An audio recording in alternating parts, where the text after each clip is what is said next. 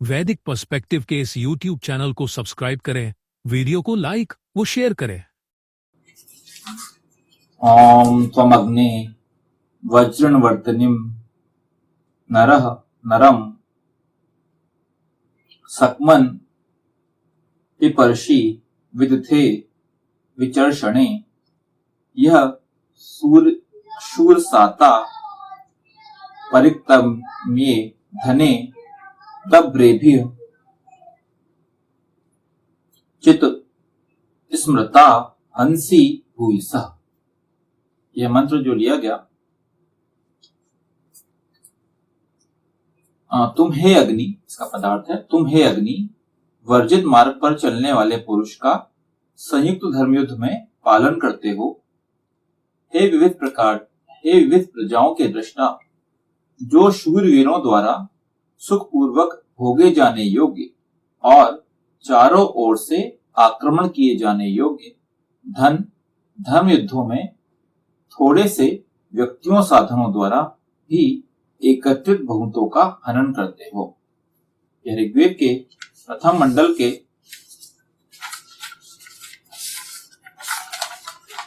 31वें सूक्त का यह 6वां मंत्र लिया गया है। हमारे यहाँ जितने भी बहुत सारे ऐसे युद्ध लड़े गए हैं जो कि अब फेमस हो रहे हैं। पहले के टाइम में तो इतिहास को दबा दिया गया था किसी कारणवश, बट अगर आप देखेंगे इतिहासों में, ऐसे बहुत सारे इतिहास में मिलेंगे हमें कि 300 सैनिक थे, 500 सैनिक थे, 1000 की टुकड़ी थी, बस 900 1000 लोग थे और वहां पे लाखों लोग थे, तो भी डट के सामना किए, ऑलमोस्ट जीत गए या हरा दिए या बिल्कुल सामने वालों को खत्म ही कर दिए। ऐसे हमारे यहाँ पे बहुत सारे एग्जाम्पल्स क्यों है? क्योंकि हमारे जो शूरवीर योद्धा लोग हुए हैं, जितने भी, जैसे शिवाजी की बात करें हम, या हम बात करें अपने महाराणा प्रताप की बात करें या संभाजी की बात करें, तो अभी जो रिसेंटली एक मूवी वगैरह आई उनमें आप देखिए कि बहुत सीमित लोग हैं, और वहीं पे जो दुष्ट की जो मतलब जो उनका शत्रु था, शत्रु की जो युद्ध की जो नीति थी या उनके जो नंबर ऑफ वो थे योद्धा थे, वो उनमें इक्वेशन कहीं बैठता ही नहीं था। बराबर का युद्ध तो कहीं हुआ ही नहीं। हमेशा जो सत्य के साथ में लड़े, धर्म के लिए लड़े, उनका नंबर हमेशा कम ही रहता था और अधर्मियों का नंबर बहुत ज्यादा रहता था। लेकिन फिर भी या तो कांटे की टक्कर दी जाती थी या परेशान करके रखा जाता था या समाप्त कर दिया जाता था और फिर से वापस आते थे। तो ये सब आपको अपने अपने यहाँ के जो इतिहासों में पढ़ने मिलेगा। वो क्यों मिलेगा? क्योंकि हमारे जो राजा थे, हमारे जो योद्धा थे, वह इन चीजों में काफी सक्सेसफुल थे, काफी क्षमतावान थे, कुशल थे। उनके अधिकाधिक संसाधनों का नाश करता है ताकि वे शक्तिहीन और साधनहीन होकर सत्पुरुषों को हानि न पहुंचा सके। यह कार्य उत्कृष्ट कूटनीतिक समझ व उसका चतुराई के प्रयोग के बिना संभव नहीं है। मतलब यही कि जितने भी हमारे ये लोग रहे हैं, योद्धा लोग रहे हैं, उत्कृष्ट कूटनीतिज्ञ रहे हैं, इनकी जो प्लानिंग होती थी, युद्ध की जो कार्यनीति होती थी, युद्ध की जो प्लानिंग होती थी, वो कम पैसों में या कम रिसोर्सेज में किस तरीके से चीजों को मैनेज करना है, उस तरीके से होती थी। मतलब ये कि अगर कोई सेना लेके आ रहा है तो आपका जो किला है वो किस तरीके से होना चाहिए, आसपास के लोग पेड़ पौधे काट डालो ताकि खाने की वो व्यवस्था ना हो, पानी की नदियों को का डायरेक्शन चेंज कर दो थोड़ा सा कि नदियों से आप कवर हो जाओ, या आसपास क्या बड़े बड़े अगर वन है तो वनों में ऊपर टंग के वहां से वो अटैक कर रहे हैं। तो ऐसे बहुत ज्यादा कार्यकुशलता जो कूटनीति थी वो बहुत स्ट्रॉन्ग होती थी। क्योंकि अगर आपको शत्रु से लड़ना है तो शत्रु से लड़ना सिर्फ और सिर्फ नंबर्स के हिसाब से लड़ नहीं सकते आप कि नहीं शत्रु की सेना अगर 1 लाख की है तो हमारी सेना भी 1 लाख की होनी चाहिए तभी हम लड़ पाएंगे। तो ऐसा तो था नहीं। हर किसी की सेना ऐसा नहीं थी, हर 1 लाख की सेना थी, शत्रु की होगी तो आपकी व्यक्ति होगी, ऐसा नहीं होता था। नंबर तो सीमित होते थे, लेकिन उसके बावजूद भी कैसे आप लड़ेंगे, किस तरीके से उसको मैनेज करेंगे, ये सबसे इंपॉर्टेंट है। तो हमारे यहाँ के जितने योद्धा रहे हैं वो इस तरीके से चलते थे, कैसे उसको मैनेज करना है। अग्रणी प्रजानायक चारों ओर से आक्रमण किए जाने योग्य धर्मयुद्ध में थोड़े से व्यक्तियों और साधनों द्वारा भी एकत्रित बहुत सारे दुष्ट शत्रुओं का हनन करता है। उसकी युद्ध नीति इतनी चतुराई पूर्वक होती है कि वह अपने थोड़े से सैनिकों और संसाधनों का सर्वाधिक उत्कृष्ट प्रयोग करता है। ऐसे वेद मंत्रों के आधार पर अनेकों धर्मयुद्धों में अपेक्षाकृत अधिक शक्तिशाली और विशाल सेना वाले शत्रु को पराजित किया गया है। तो यहाँ पे वही है, money management, man management, resource management की बात की जा रही है, जो कि मैनेजमेंट में सिखाया जाता है। अगर आप कोई एमबीए करेगा मैनेजमेंट, ह्यूमन रिसोर्सेस में, एचआर में एमबीए करेगा, तो उनको ये सिखाया जाता है कि कैसे आप रिसोर्सेस का मैनेजमेंट करें, किससे किस तरीके से काम करके निकालना है। ये मैनेजमेंट की गुण है, ये सिखाए जाते हैं, मैनेजमेंट में सिखाए जाते हैं। क्यों सिखाए जाते हैं?